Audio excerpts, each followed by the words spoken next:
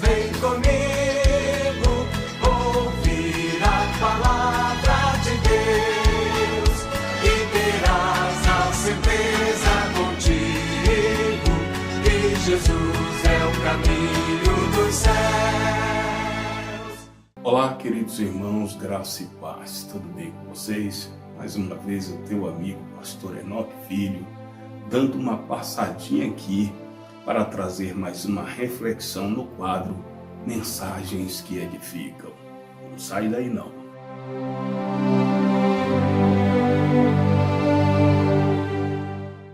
Hoje, para o nosso elevo espiritual, nós queremos fazer uma leitura no Evangelho segundo Lucas, capítulo de número 5, somente o verso de número 11, que escrito está: E levando os barcos para a terra, deixaram tudo e o seguiram. Hoje nós queremos tratar do tema reconhecendo a sobrenatural presença de Cristo. Reconhecendo a sobrenatural presença de Cristo. Nós sabemos que o decorrer da vida, a vida cristã, da vida ministerial, nós temos diversos desafios a ser cumprido. E um dos grandes desafios que nós temos que vencer, que nós temos que superar, é o desafio de vencermos a nossa própria natureza para reconhecer a soberania de Cristo.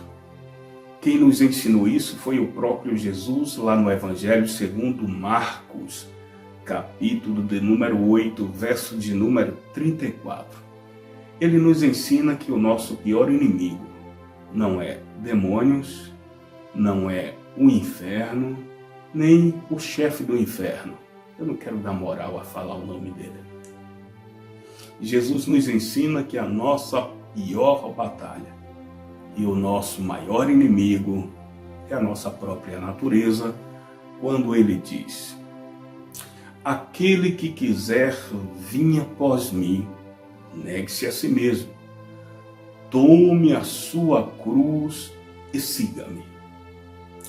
Eu paro para observar os caminhos que Jesus trilha à luz da Bíblia para cumprir o seu ministério e para fazer com que as pessoas que estão andando com ele ou que vão passar a andar com ele venham a reconhecer a sua soberania e perceber que a sua presença não é uma presença natural. Quando nós reconhecemos a sobrenatural presença do Senhor no lugar, dificilmente algo sobrenatural não vai acontecer.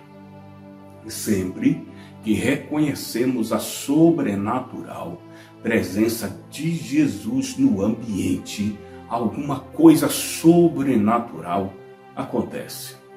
Exemplo, capítulo de número 5, do verso de número 1 em diante, do Evangelho segundo escreveu Lucas, nos narra a trajetória de Jesus depois que ele sai da Galileia, depois daquele embate que ele teve, depois de ministrar na sinagoga, e quando ele revela que aquele episódio que o profeta Isaías escreveu estava se cumprindo ali, os líderes da religião judaica, junto com o público que estava na sinagoga, não teve a sensibilidade de reconhecer a sobrenatural presença de Cristo ao ponto deles expulsarem Jesus da sinagoga e outros encherem as suas mãos de pedra para apedrejá-lo.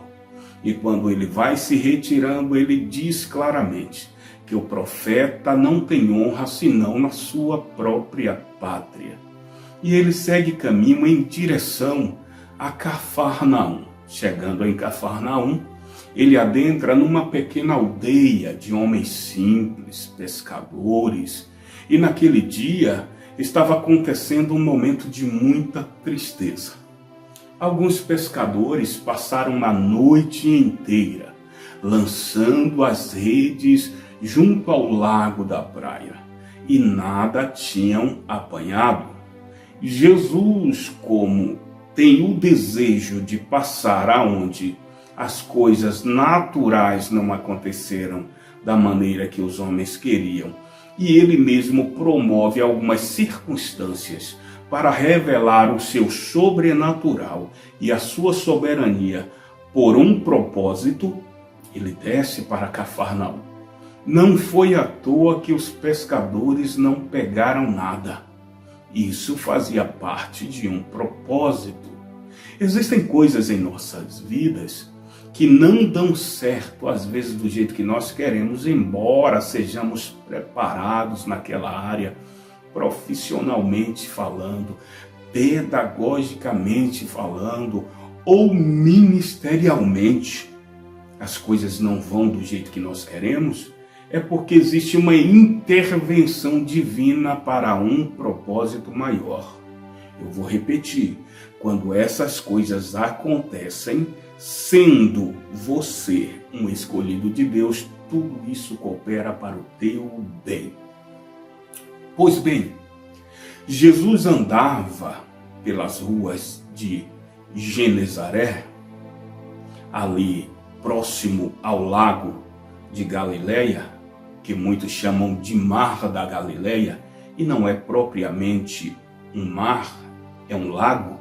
E quando Jesus adentra em Genezaré, junto às margens do lago, uma multidão que o acompanhava desde lá da Galileia, desde a porta da sinagoga, andavam junto com Cristo porque reconhecia a sua sobrenatural presença.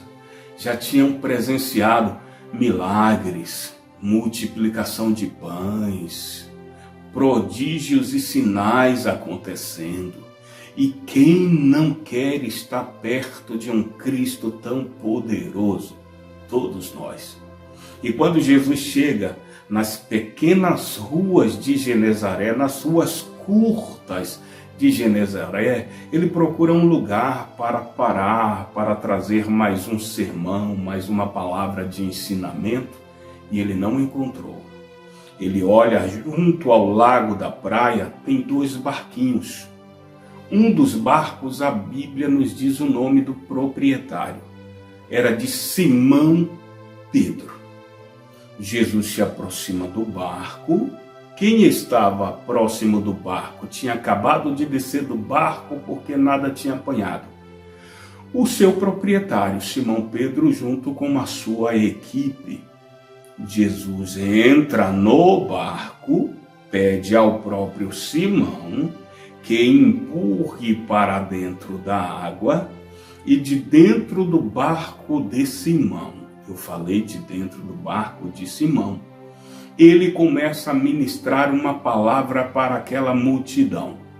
Mas enquanto Jesus fala para a multidão, enquanto milagres, prodígios, sinais e maravilhas estão acontecendo, Simão está junto com seus amigos lavando as redes. O interessante é que uma certa feita eu ouvi um amigo, eu falo de amigo porque tem pessoas que são colegas e outros são amigos, e quando intitulamos de amigo, é amigo.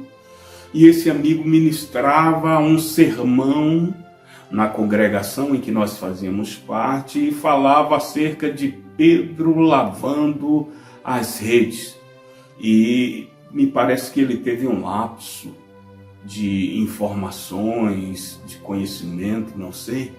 E ele chegou a dizer que Pedro estava desistindo da pescaria, da sua profissão, do seu propósito, porque estava lavando as redes. E eu encontro em algumas pesquisas feitas, eu sou um pouco curioso, um dos livros que eu li para procurar informações de forma mais abrangente e correta foi o livro do nosso tutor Ralph Gover. O livro Usos e Costumes dos Tempos Bíblicos. Também fui procurar no comentário bíblico popular do Dr. William MacDonald Depois dei uma passada lá no comentário histórico-cultural do Novo Testamento da CPAD. Ainda procurei dar uma olhada em alguns outros materiais, mas o que eu li me bastou. Lavar as redes aqui, meu amigo, no momento em que Simão Pedro está lavando as redes, não é sinal de desistência. Ele estava frustrado pela noite que não pegou nada? Sim, tanto ele como seus amigos, porque o seu sustento vinha da pescaria. E a pescaria não acontecia todos os dias. Existia um dia específico da semana em que eles conheciam a maré, sabiam onde estavam os cardumes, se ajuntavam, preparavam os barcos, as redes já estavam limpas, eles colocavam no barco e ia em direção aonde os cardumes estavam. Mas nesta noite, eles fizeram todo o trajeto, toda a preparação, como mandava o script. Mas chegando lá, nada apanharam. Repete comigo. Foi uma intervenção divina. Existem coisas que acontecem conosco. Existem situações que nos alcançam, que é uma intervenção divina, mesmo sendo algo de cunho negativo para nós, é positivo para Deus. Então para de chorar, para de reclamar, para de lamuriar, não fale mais nada, faça silêncio e fica no teu cantinho, porque Deus está trabalhando. A Bíblia nos diz que Simão estava lavando as redes. Lavar as redes aqui demonstra que o indivíduo é totalmente e extremamente responsável. Naquela época, pescadores que faziam isso depois de uma noitada sem pegar nenhum peixinho, quando eles lavam as redes, ele dá a ideia de que está se preparando para uma nova jornada, para um novo momento de batalha. E isto revela que ele é extremamente profissional e perseverante. Porque se ele não tivesse a ideia de continuar a pescaria, ele jogaria as redes sujas dentro do barco e seguiria a viagem. Pelo contrário, quando Jesus chega e está pregando, ele está lavando as redes. Aí um certo dia alguém disse assim para mim: mas Pedro, com a presença de Jesus no lugar, estava igual Marta, sem se preocupar com a presença de Jesus nos seus afazeres. Eu disse: fica quietinho no teu canto, porque existem propósitos de Deus. Enquanto Jesus ministra, Jesus observava Simão Pedro lavando as redes. É tanto que quando Jesus para de falar para a multidão, ele vai em direção de Simão e não faz o que alguns pregadores dizem que Jesus fez. Uma certa feita eu ouvi um pregador dizendo que Jesus se aproximou de Simão e perguntou: o que estás tu fazendo, Simão? E eu não encontro na Bíblia, nem neste Evangelho segundo Lucas, nem em um outro que tem a mesma passagem, naquele que nós chamamos de sinóticos, que existem as mesmas informações, porém de forma diferenciada e em livro e épocas diferentes. Jesus apenas se aproxima de Simão e diz: pegai as redes, coloca-as no barco, porque Jesus encosta, já se aproxima dizendo: pegai as redes e coloca no barco. Ele não diz pegai a rede, ele diz as redes, no plural. Porque Simão era líder daquele grupo de pescaria. Se ele desfalece, todo o grupo desfalece. Se ele avança, todo o grupo avança. E Jesus tinha um propósito com tudo isso. Quando Jesus disse: pegai as redes, coloca-as no barco, e agora tu vai para alto mar, e lá lançai as redes. Simão poderia dizer assim: o chefe de pescaria aqui sou eu. O profissional na área da pesca sou eu. Quem conhece o horário dos cardumes aqui sou eu. E eu fiz tudo isso e não peguei nada. Vem de lá um carpinteiro, pregador, filho de José, e manda que eu lance as redes. Pelo contrário, ele reconheceu a autoridade da voz de Cristo. É tanto que quando Jesus fala para ele, ele olha para Jesus e revela algo que estava no seu coração. E o bom de quando Jesus se aproxima de nós e nos dá uma ordem em cima de algo que nós já estamos incrédulos, é nós confessarmos ao Senhor a nossa real situação. Simão, quando Jesus fala para ele, e Jesus dá a ordem, ele revela o que estava no seu coração. Ele diz: Senhor, mestre, ou rabi, passamos a noite inteira lançando as redes. Só em chamar o Senhor de mestre, ele já revela que ele reconhece a autoridade de Cristo. E quem reconhece a autoridade de Cristo num momento de crise e obedece a sua ordem, tem dele os seus favores. Ele reconhece a autoridade da voz de Cristo, explica ao Senhor a sua real situação quando ele diz: passamos a noite inteira lançando as redes, mas nada apanhamos.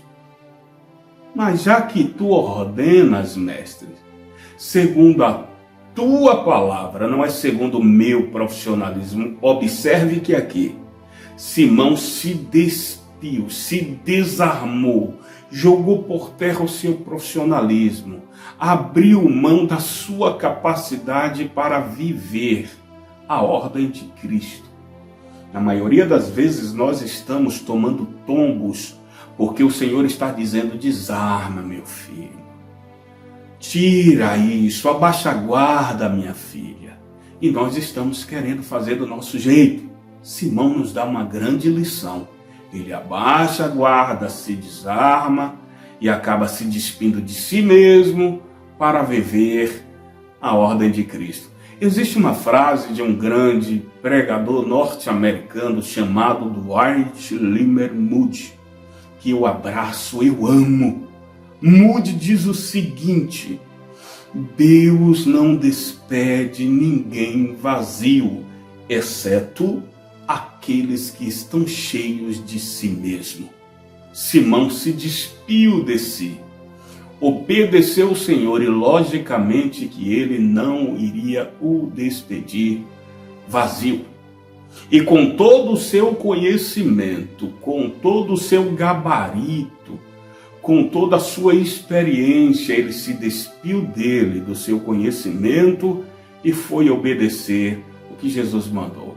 Eu lembro-me de uma frase de um outro grande ministro da época dos anos 60, um grande teólogo britânico chamado Thomas Fuller, que ele diz o seguinte: o conhecimento dirige a prática, no entanto, a prática aumenta o conhecimento.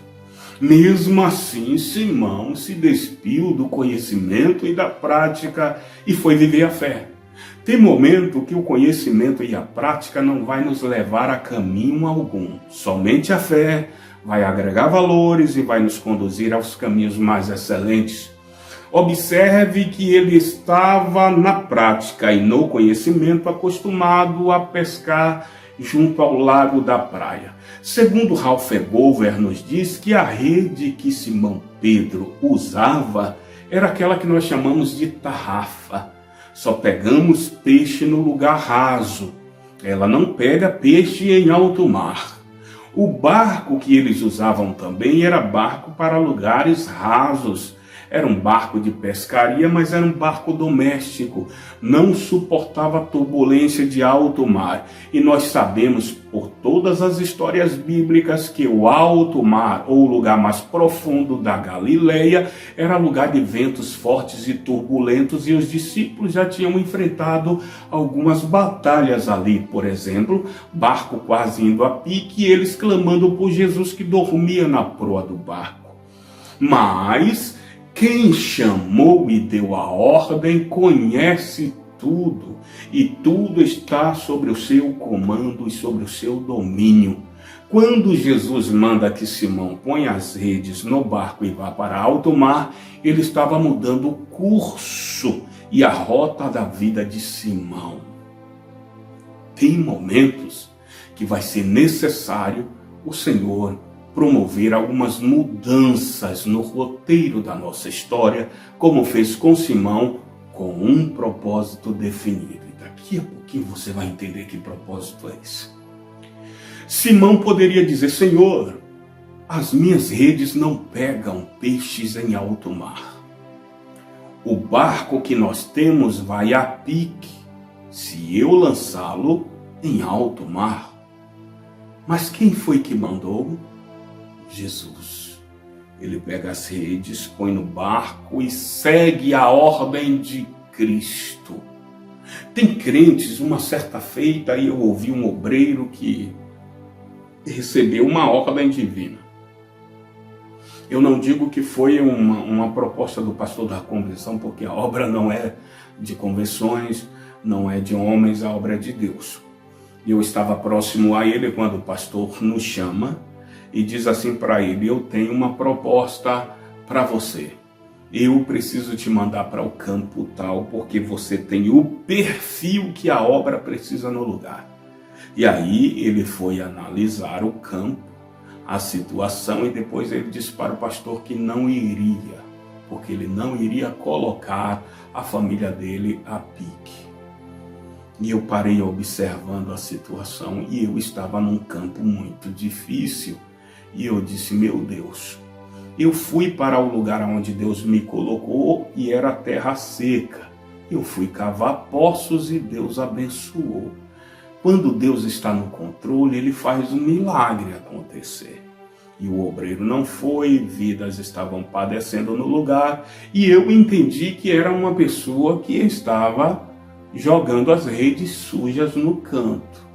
Porque um indivíduo proativo, ele está com a sua ferramenta limpa e disposto a ir aonde Jesus mandar, como fez Simão Pedro. E quando Simão vai para alto mar, ele lança as redes sabendo que a redinha dele não iria até o fundo do mar pegar peixe algum. Mas ele lançou porque quem mandou garante, meu amigo. Talvez você diga assim: eu não tenho capacidade, pastor. O meu conhecimento é pequeno, o meu também é muito curto. Eu não tenho a capacidade que muitos têm aí, eu não sou bom em oratória. Eu também sou péssimo em oratória. Mas gosto muito de obedecer quando Jesus manda, porque ele nos torna um poliglota. E aí Simão foi, lançou as redes. As redes não foram até o fundo do mar, mas o milagre veio até a rede. Quando Jesus manda, ele não manda para que a sua capacidade e o seu conhecimento alcance a bênção. Ele manda porque as bênçãos vêm e alcançam os obedientes à sua palavra. Moisés deixou isso registrado lá em Deuteronômio, capítulo de número 28, do verso de número 1 em diante, quando ele começa dizendo assim: se atentamente ouvires a voz do Senhor teu Deus, e teres o zelo de fazer tudo quanto hoje te ordeno, o Senhor teu Deus te exaltará sobre todas as nações da terra, e todas essas bênçãos correrão atrás de ti e te alcançarão, quando atentamente ouvires a voz do Senhor teu Deus. E Simão ouviu, obedeceu, e as bênçãos veio do fundo do mar e entrou na rede. Foram tantos os peixinhos vindo para a rede, não foi a rede indo para o peixe, foram os peixes vindo para a rede, que encheu de maneira tal que o barco sacode de um lado para o outro. Ele sabia que o barco ia a pique, mas quem mandou? Jesus. Ele estende as mãos, grita para o colega com o barco do outro lado, o outro barco vem para socorrer, achando que iria guinchar o barco e trazer o mar. Encheu de peixe também, quase os dois veio a pique. Mas quando Jesus manda, a bênção não destrói os seus projetos. Até porque a Bíblia diz que as bênçãos do Senhor enriquecem e não acrescentadores. Eles conseguem trazer o barco até o lago. Simão fica olhando o acontecimento, tendo a certeza que não foi fruto do seu profissionalismo, nem tampouco que foram as suas redes que alcançaram os peixes, mas foi os peixinhos que vieram na rede. Ele corre para o lago da praia, enquanto os pescadores estão felizes. Ele, junto com alguns colegas de pescaria, correram e ficaram olhando para Jesus de longe, assustados, temerosos. E quem foi que estavam temerosos junto com Simão Pedro? Tiago, João e Zebedeu. Quando eles se aproximaram, Jesus olha para o grupo que estava de longe, em vez de estarem alegres, festejando junto com os demais pescadores, eles estão olhando para Jesus assustados. Verso de número 9 do capítulo 5 do Evangelho de Lucas nos diz que Jesus vai indo na direção dos tais. Simão grita e diz: Mestre, não te chegues para cá, ausenta-te de nós. Nós somos pobres, homens pecadores. Eu não sou digno da tua presença, porque não passo de um pobre, miserável pecador. Aí Jesus se alegra quando o homem reconhece a sua real situação. É quando Jesus levanta a mão, Simão está caído, com o rosto no pó, entre os joelhos, como fazia parte da cultura dos judeus, e Jesus brada dizendo: Simão, não temas, porque a partir de hoje, por tu reconhecer, isso aqui é uma conjectura minha, fala minha, não está escrito assim na Bíblia, mas mente de pastor, de ministro, de pregador, você já sabe como é fértil. Vale a pena conjecturar, conjectura minha. Jesus se aproxima e diz: Simão, não temais, isso está escrito, porque a partir de agora, tu não serás mais pescador de peixes, mas de homens, porque tu reconheceu a minha soberania. Isso agora é conjectura minha, porque tu reconheceu a minha sobrenatural presença, eu também te reconheço como alguém que pode andar lado a lado comigo. E a Bíblia diz que ali acontece a primeira e grande escolha de Jesus entre aqueles que seriam seus discípulos. Quem foram os primeiros? O primeiro escolhido foi Simão Pedro. E Simão, a Bíblia nos diz que quando Jesus chega, logo e pega o barco dele e começa a ministrar, ele está cuidando das redes para uma nova etapa do seu trabalho. No verso de número 11 do mesmo capítulo 5, já nos revela que depois que Jesus fala com Simão, ele deixa tudo: barco, peixe, rede. Aí então ele deixa tudo e segue a Jesus pelo caminho. Existem etapas na vida do crente e momentos que serão divisor de águas, como este da vida de Simão. Eu estou falando para pessoas neste momento que ainda não viveu este divisor de águas em sua vida, porque você apenas conhece a literatura bíblica, conhece a Bíblia de Gênesis a Apocalipse, fala do Cristo que promoveu milagres, sinais, prodígios e maravilhas. Conhece a história de Jesus como ninguém. Conhece e faz a interpretação do texto segundo o teu conhecimento pedagógico, trazendo a transliteração de muitas palavras do grego, hebraico, aramaico e da língua acadiana, da língua egípcia. Você domina a exegese bíblica como ninguém. Você destrincha os originais da Bíblia. Conhece todas as matérias e disciplinas da teologia como ninguém. É bom, é mestre na oratória, mas está precisando conhecer o sobrenatural Jesus da Bíblia. Muitos conhecem Jesus que a Bíblia fala, mas não conhecem o Jesus da Bíblia. E o que está faltando para esta geração, que é um grande gigante adormecido, é despertar para viver o sobrenatural de Deus. Mas, pastor Enoque, com que propriedade o Senhor fala isso com todas? Eu faço parte das Assembleias de Deus agora faz 43 anos, 47 anos de idade e 43 anos servindo ao Senhor nesse ministério. Há 20 anos vai fazer agora que eu pastoreio, tomo conta de vidas, mas não levando pessoas a viver a religiosidade da Bíblia, ou usando os ensinamentos bíblicos para formar religiosos, mas sim para formar discípulos.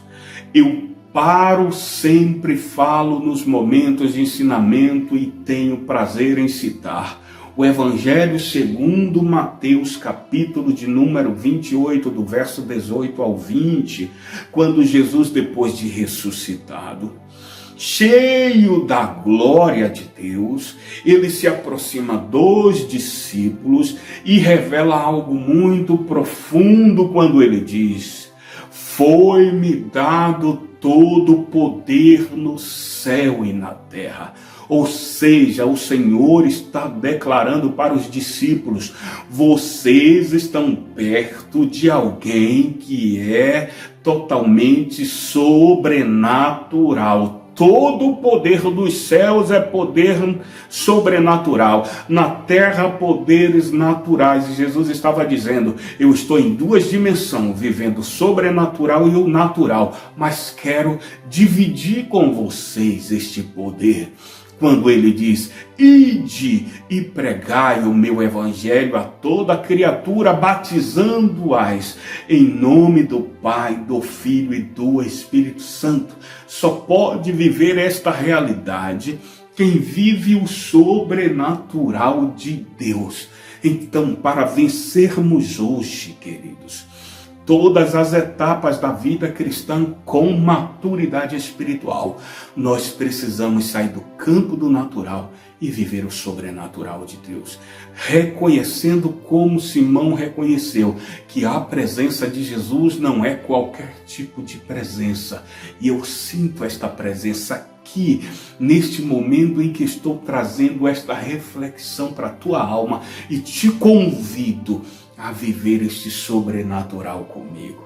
Eu quero orar com você, eu quero orar por você, eu quero viver com você este momento sobrenatural da presença de Jesus.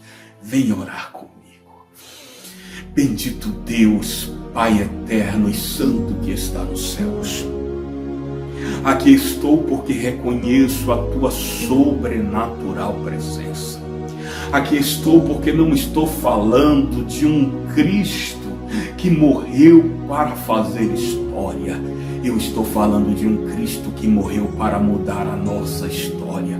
E reconhecendo a tua sobrenatural presença, é que eu oro neste momento para que este meu irmão, para que esta minha irmã, para que este jovem, este adolescente, esta criança, este ancião,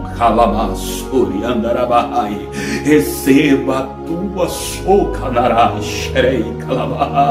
sobrenatural presença, aonde ele esteja agora, Senhor, que seja impactado, que seja renovado, que seja transformado, que a tua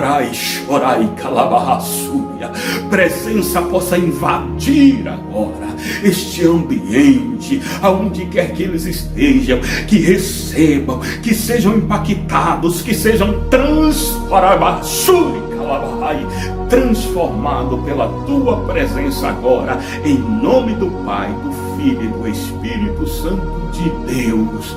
Amém. Oh, aleluia. Oh,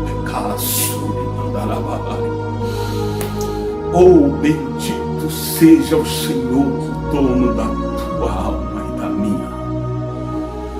Que a graça e a paz do nosso Senhor e Salvador Jesus Cristo, o amor de Deus nosso Pai, que o poder, a unção, as revelações e as doces consolações do Espírito Santo esteja com todos, desde agora e sempre. Amém. Um abraço a todos, que Deus em Cristo continue te abençoando, te enchendo da sua presença. Logo mais passaremos aqui com mais uma mensagem que edifica, uma palavra de cunho pastoral.